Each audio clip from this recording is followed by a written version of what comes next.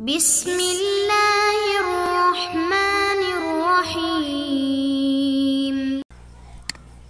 اعوذ باللہ من الشیطان الرجیم، بسم اللہ الرحمن الرحیم۔ مقاصد سوم، کتاب البیع، سبق نمبر 31، شرائط العوضین۔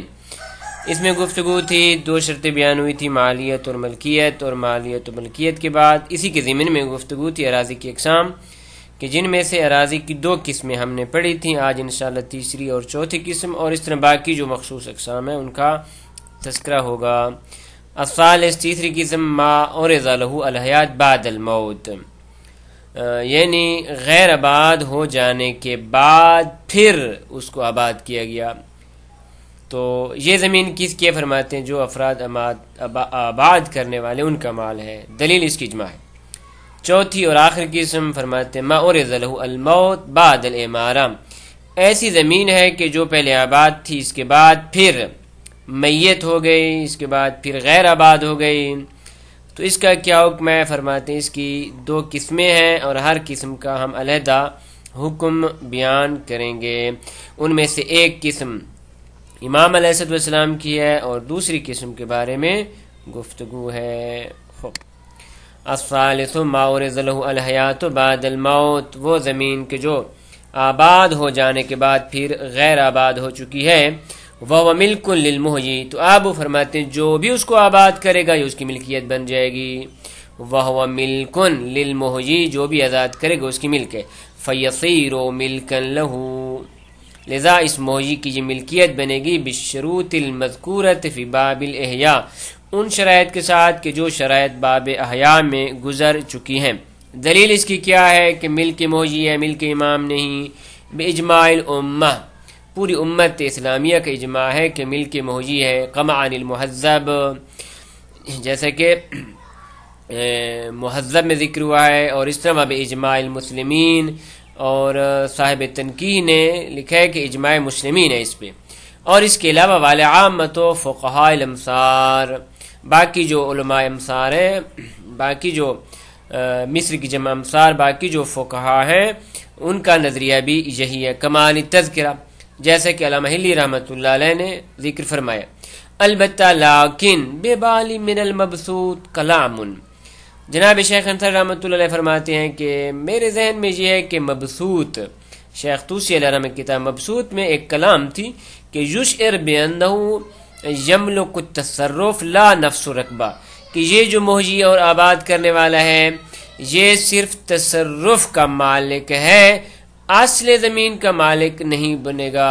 لذا فلا بد من الملاحظہ، لذا وہاں پہ دیکھنے کی ضرورت ہے کہ یہاں سے ہم پھر اس اجماع کو قبول نہیں کرتے۔ اگر ثابت ہو جائے کہ اس قسم کا کلام وہاں پہ ہے تو اس سے کیا ہے، وہ ثابت نہیں ہوگا، اجماع ثابت نہیں ہوگا۔ الرابع، چوتھی اور آخری قسم، ما عرض له الموت بعد الامارہ، ایسی زمین ہے کہ جو پہلے آباد تھی، اس کے بعد پھر وہ مردہ ہو گئی، غیر آباد ہو گئی، تو پھر ہم دیکھیں گے فإن كانت الامارہ اصلیہ، اگر اس میں امارہ اصلیہ ہے تو فرماتے فہیا مال الامام علیہ السلام، یہ امام علیہ السلام کا مال ہو جائے گا۔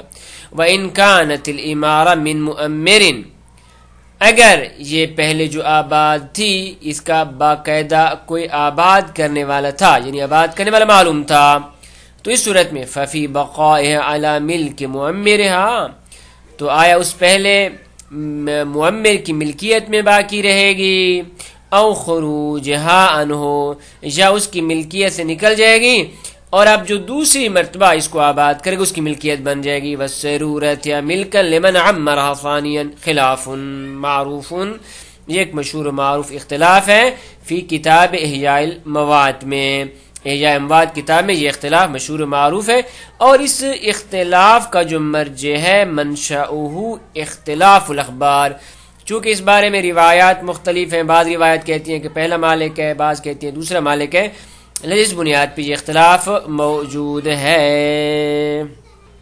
رجوع الی احکام القسم الثالث، قسم ثالث کے احکام بیان کرتے ہیں، تو فرماتے ہیں قسم ثالث کے احکام میں ثم القسم الثالث، قسم ثالث کہ اما ان تکون الامارہ فیہ من المسلمین او من الکفار، قسم ثالث کیا تھی کہ موت کے بعد پھر اس کو امارہ حاصل ہوئی ہے، تو فرماتے ہیں امارہ یا تو مسلمانوں کی طرف سے ہے، ایک مسلم شخص ہے اس نے اس کو آباد کیا ہے، او من الکفار یا کافر نے اس کو آباد کیا ہے۔ تو پھر ہر ایک کی دو قسمیں ہیں۔ اگر مسلمان نے اس کو آزاد کیا ہے تو پھر یہ کون سی زمین میں تھی؟ آیا مسلمانوں کی زمین میں تھی یا کافروں کی زمین میں؟ تو دونوں صورتوں کا حکم ایک ہی ہے۔ لیکن اگر کافر نے اس زمین کو آباد کیا ہے تو پھر دیکھنا چاہیے آیا دار اسلام میں تھی یا دار کفر میں تھی، ہر ایک علیحدہ علیحدہ حکم ہے۔ تو فرماتے ثم القسم الثالث، قسم ثالث کہ اموات کے بعد پھر اس کو آباد کیا گیا، تو یہ آباد کرنے والا یا مسلمان ہے یا کافر ہے، اما ان تکون الامارہ فی من المسلمین، مسلمانوں کی جانب سے، اور من الکفار یا کفار کی جانب سے۔ تو لو کانت الامارۃ فیہا من المسلمین، اگر یہ امارہ اور آباد کاری مسلمانوں کی جانب سے ہو تو فرماتے ہیں فإن کان من المسلمین فملکہم، تو انہی کی ملکیت رہے گی۔ اور ان کی ملکیت کیسے ختم ہوگی؟ فرماتے اس کے دو طریقے ہیں، لا یذول، اور ان کی ملکیت زائل ہوگی الا بنا، مگر ناقل شریع کے ساتھ بیچ ڈالیے، سل کے طور پہ دیے، یا جس طرح کے باقی جو ناقل کے موارد ہیں، او بطرو الخراب، یا یہ کہ خراب ہو چکی ہے۔ پھر خراب کے طریقے بیان کریں گے۔ خلاصہ تو ان کی ملکیت انہی دو صورتوں کے ساتھ ہی زائل ہو سکتی ہے، علی احد القولین، دو قولوں میں سے ایک قول کی بنیاد پہ کہ ان کی ملکیت زائل ہوگی، مگر ان دو طریقوں کے ساتھ۔ وَإِن كَانَ مِنَ الْكُفَّارِ، اگر آباد کرنے والے کافر ہیں، فَكَذَلِكَ إِن كَانَ فِي دَارِ الْإِسْلَامِ، تو اس کا بھی وہی حکم ہے جو مسلمانوں والی زمین کا حکم ہے، کس صورت میں؟ جب یہ دار اسلام میں ہو، مسلمانوں کے ملک میں رہ رہے ہیں کافر، انہوں نے اس کو آباد کیا ہے، تو یہ مثل ایسے ہی ہے کہ لا یذول الا بناکر او بطروء الخطاب خراب، ان کی ملکیت بن جائے گی، اور ان کی ملکیت ختم نہیں ہوگی مگر ناقل شریع کے ساتھ یا طروع خراب کے ساتھ۔ البتہ ان کان فی دار اسلام، دار اسلام ان کا یہ حکم ہے، لیکن دو قول ہیں یہاں پہ، وَقُلْنَا بِعَدْمِ اعتبار الاسلام، اور ہم اس بات کے قائل ہو جائیں کہ اس کافر کا مسلمان ہونا ضروری نہیں۔ وَإِنْ اعتبرنا الاسلام، اگر ہم اس بات کے قائل ہوں، کیونکہ اس میں دو قول ہیں، اگر ہم اس بات کے قائل ہوں کہ نہ بھئی یہ کافر اگر بعد میں مسلمان ہو جائے تو تب اس کی ملکیت میں باقی رہ سکتی ہے، لیکن اگر مسلمان باقی نہ رہے تو قانا باقین علی ملک الامام علیہ السلام، تو یہ ملک امام علیہ السلام میں باقی رہے گی۔ خوب، یہ تھی صورت میں کہ اگر کافر ہے اور اس نے اس کو آباد کیا ہے اور دار اسلام میں ہے، لیکن وَإِن كَانَ فِي دَارِ الْكُفْرِ، کافر ہے اور دار کفر میں اس نے آباد کیا، فَمِلْكُهَا يَذُولُ بِمَا يَذُولُ بِهِ مِلْكُ الْمُسْلِمِ، تو یہ مثل ایسے جیسے اس کو پہلے ذکر ہو چکا ہے، اس کی ملکیت میں رہے گی، اس کی ملکیت زائل نہیں ہوگی مگر اس طرح زائل ہوگی جس نے ایک مسلمان کی ملکیت زائل ہوتی ہے۔ اس کے علاوہ وَبِالْاِخْتِنَامِ، یا نہ مسلمانوں نے حملہ کیا اس ملک پہ اور بطور مال غنیمت اس کی ملکیت ختم ہو سکتی ہے، جن مسلمانوں نے اس کو بطور مال غنیمت لے لیا، کسائر اموال، جس نے اس کے باقی اموال کا حکم ہے، تمام شد۔ اس کے بعد اگلی بات یہ ہے کہ اگر کافر نے کوئی زمین لی ہے، ثم ما ملکہ الکافر من الارض، فرماتے اگر کافر نے کوئی زمین اپنی ملکیت میں لی ہو، من بیانی ہے، تو اس کی پھر قسمیں ہیں، اما ان